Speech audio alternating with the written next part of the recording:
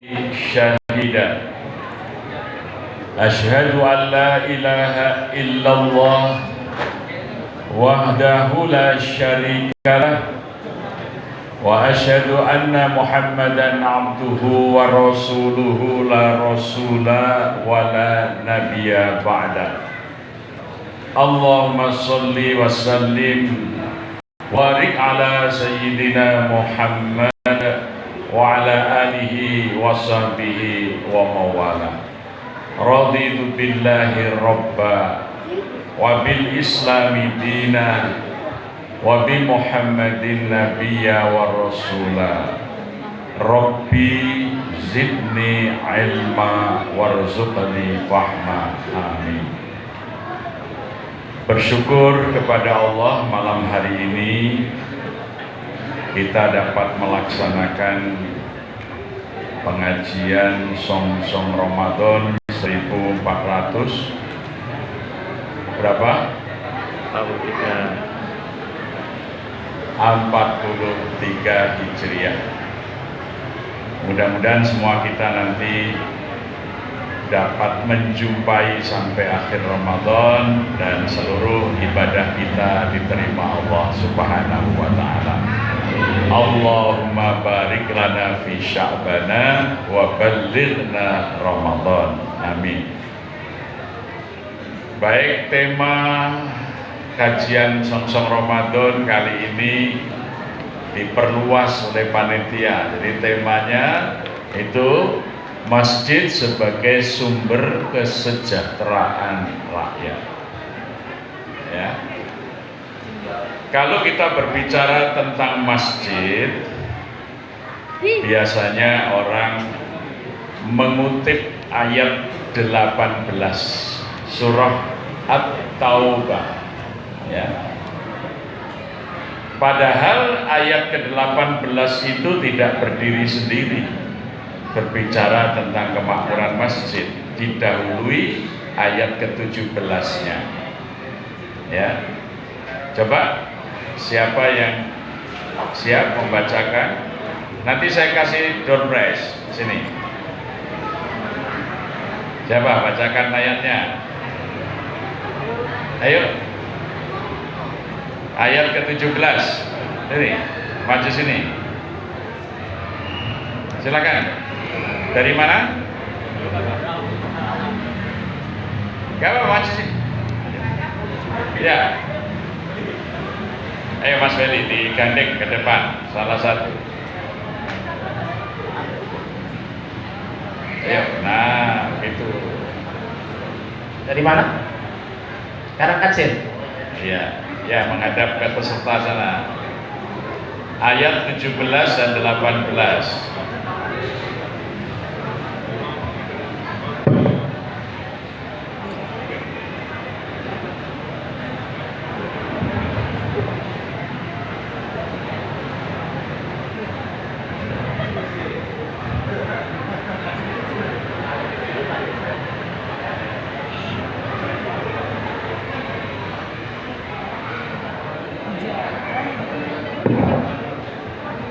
Ya, silakan dibaca ayat 17 dan ayat 18 At-Taubah.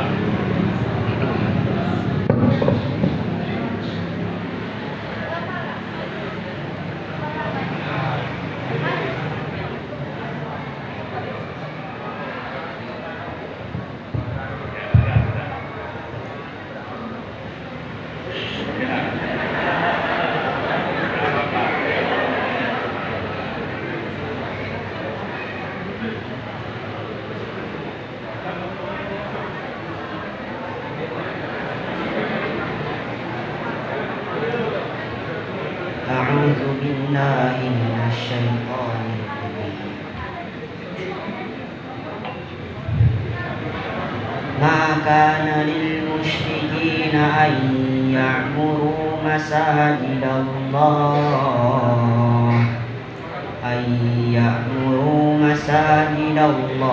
شاهدين على أنفسهم بالكفر أولئك حبطت أعمالهم وفي النار خالدون إنما يعمر مساجد الله من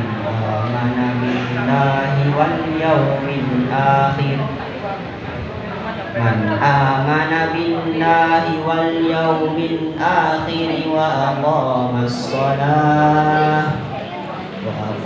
الصلاة وآتى الزكاة ولم يخش إلا الله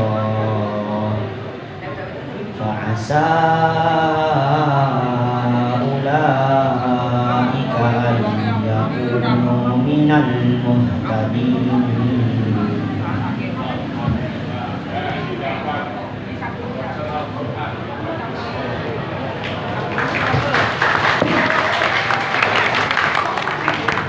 Alhamdulillah, ya, luar biasa.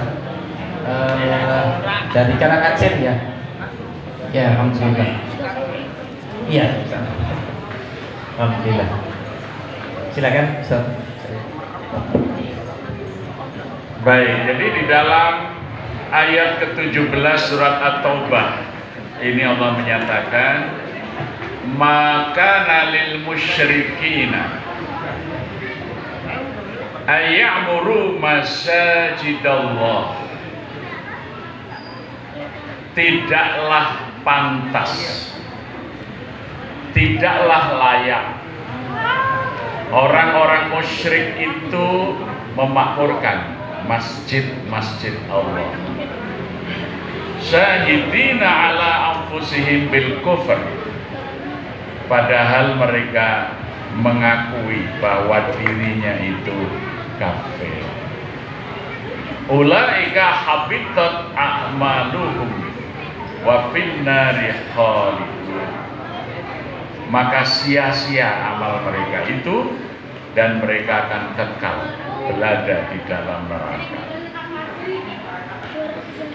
Ayat ke-18, innama ya'muru masajidallah, hanya saja yang bisa memakmurkan masjid Allah itu man amana billahil wal yaumil akhir, adalah orang-orang yang beriman kepada Allah dan hari akhir.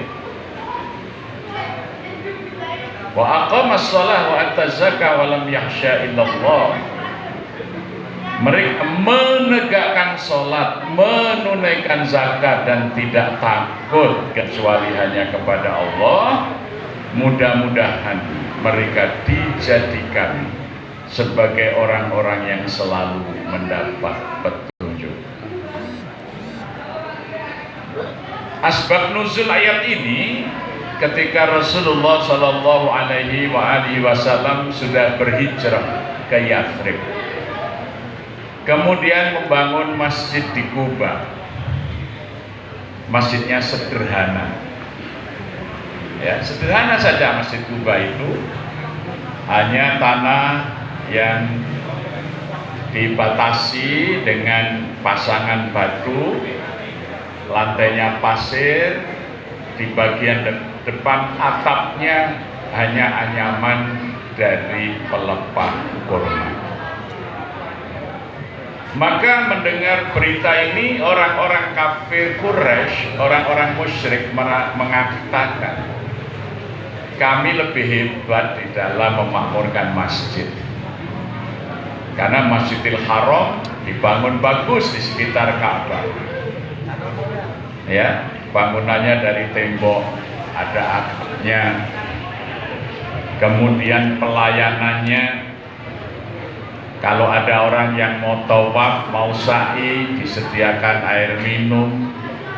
Kalau mereka tidak membawa pakaian ihram, dipinjami. Kalau mereka perlu tempat menginap oleh masyayikh, oleh para syekh-syekh, disediakan tempat menginap. Kalau mereka terancam dalam perjalanannya, mereka lindungi, ya.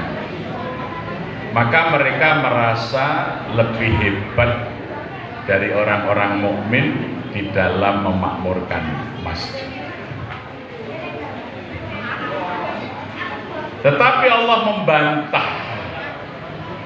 Allah menyatakan innama ya'muru masajidallah, hanya saja, ini taksis, ini disebut jumlah khobariyah yang menyebutkan sifatul lazimah, ya, bahwa hanya yang bisa memakmurkan masjid Allah itu orang yang beriman kepada Allah dan hari akhir.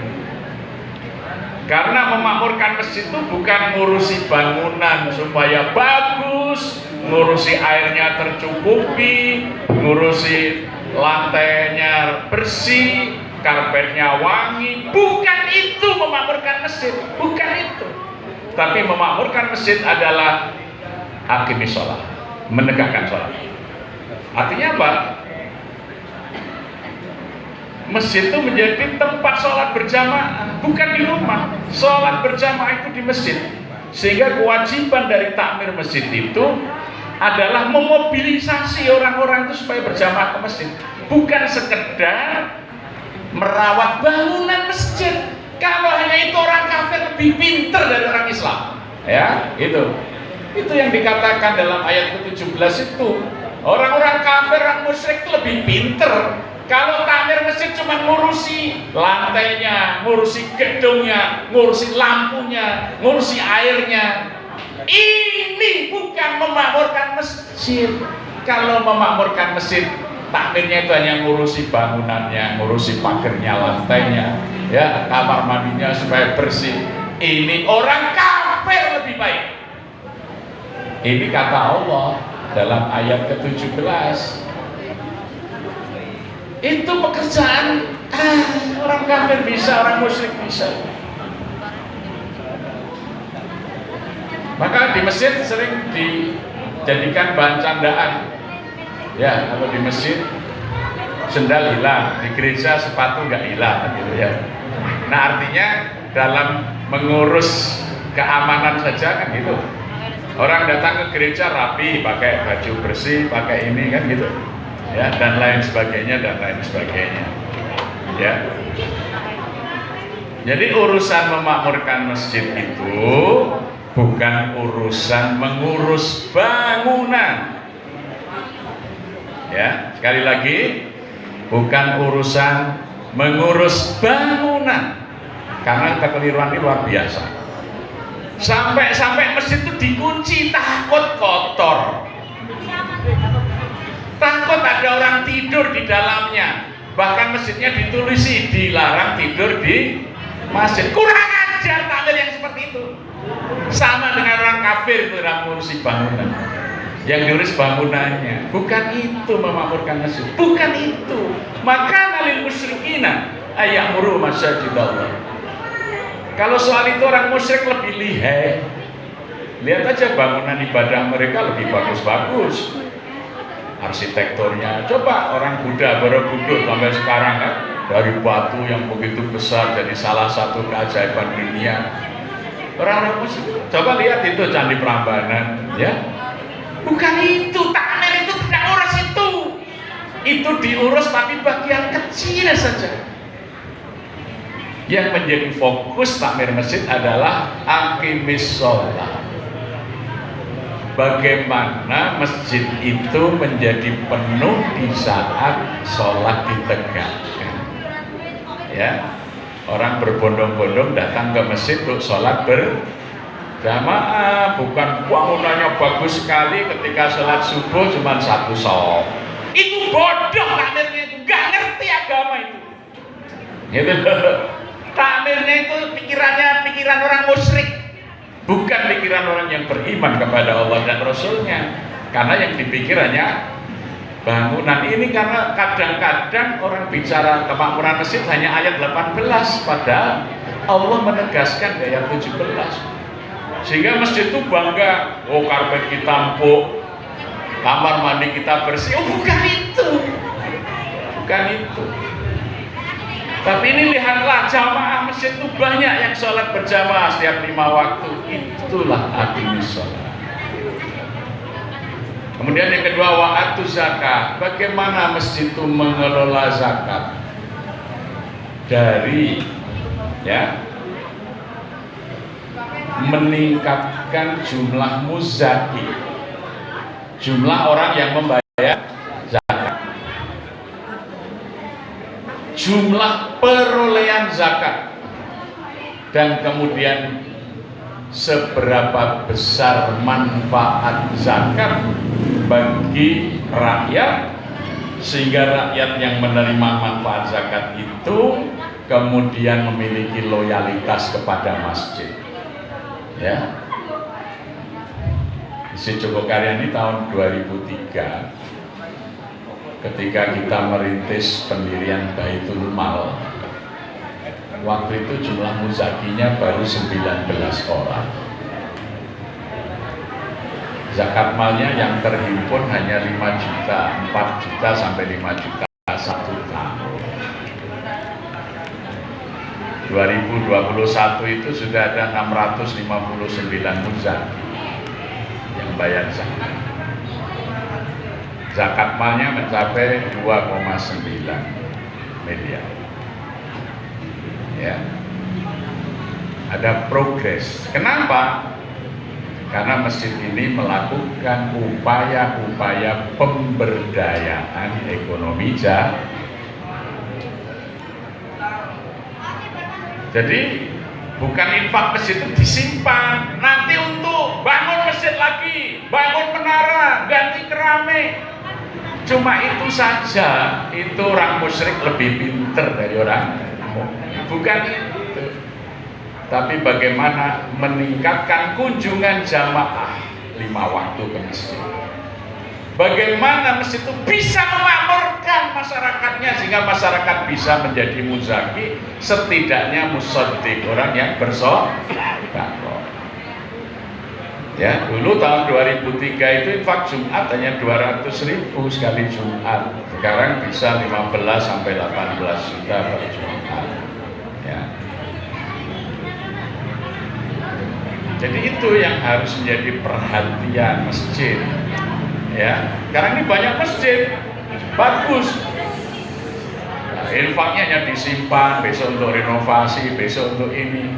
Tetangga masjid tidak punya usaha, tidak punya modal, masjid nggak peduli. Itu masjidnya dikelola cara orang musyrik, dikelola cara orang kafir, tidak dikelola menurut Al-Quran.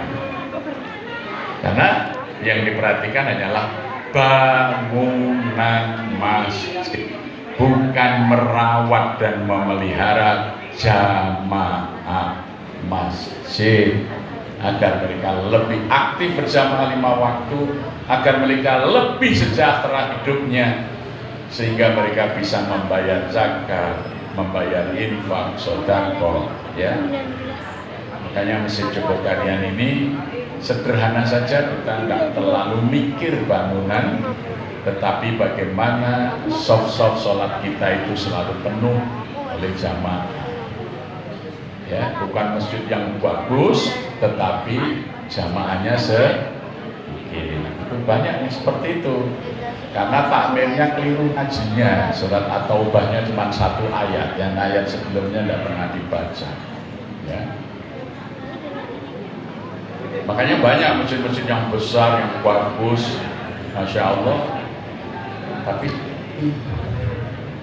habis Isya sudah dikunci, lampunya mati, takmirnya itu hanya pegang kunci, pengen cepat-cepat kunci. Itu sebenarnya bukan takmir, namanya juru kunci masjid. Ya, bukan takmir masjid, itu juru kunci masjid. Dia nggak paham, otaknya kosong dari memahami agama, terutama dalam pengelolaan masjid. Sampai kamar mandinya, WC-nya dikunci semua, gitu ya. Orang mau numpang kecelek dikunci, usaha aja masjid, mau numpang ke kamar kecil dikunci. Kurang ajar sekali nih.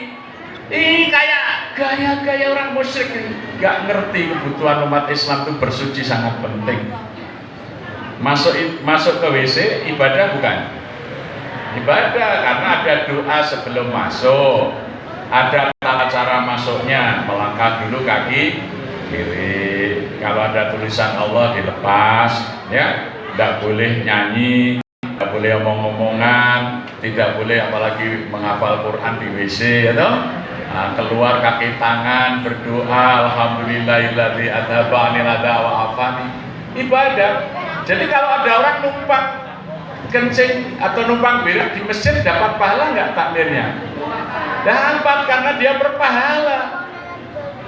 Perbuatan yang dinilai ibadah itu pasti ada tuntunannya. Bagaimana doa sebelumnya, tata caranya, dan doa sesudahnya. Ini malah terbalik, ini yang bukan ibadah dilayani. Apa contohnya? Masjid menyediakan asbak, coba gitu ya. Merokok itu ibadah atau bukan? Bukan. Kalau ibadah, ada nggak doa sebelum merokok? Ada nggak doa sesudah merokok? Ada nggak kaifiahnya? Merokok itu memegangnya tangan kiri atau tangan kanan? Dinyalakan nggak? Nah, ini bukan ibadah. Lah kok malah masjid menyediakan fasilitas asbak? Ini kan nggak benar. Menyediakan WC boleh, orang cuma numpang kencing, numpang berak boleh, karena itu bagian dari ibadah. Semua aktivitas. Tidur ibadah bukan? Ibadah, karena ada doa sebelum tidur, ada doa sesudah tidur, ada mau tidur tangan kanan letakkan di pipi, kan gitu. Bismika Allahumma ahya, bismika amut, itu ibadah. Lah kok masjid kok ditulisin dilarang tidur? Orang mau ibadah tidur di masjid tuh. Malah yang tidak ibadah itu rokok, malah disediakan asbak. Ini kan tidak masuk akal ini, ya. Nah, ini contoh-contoh paling sederhana ketidakpahaman yang umum, namanya salah kaprah. Nah, oleh karena itu aktivitas masjid itu 3 saja yang paling pokok. Bagaimana masjid mampu memobilisasi masyarakat agar berbondong-bondong mengisi soft sholat ketika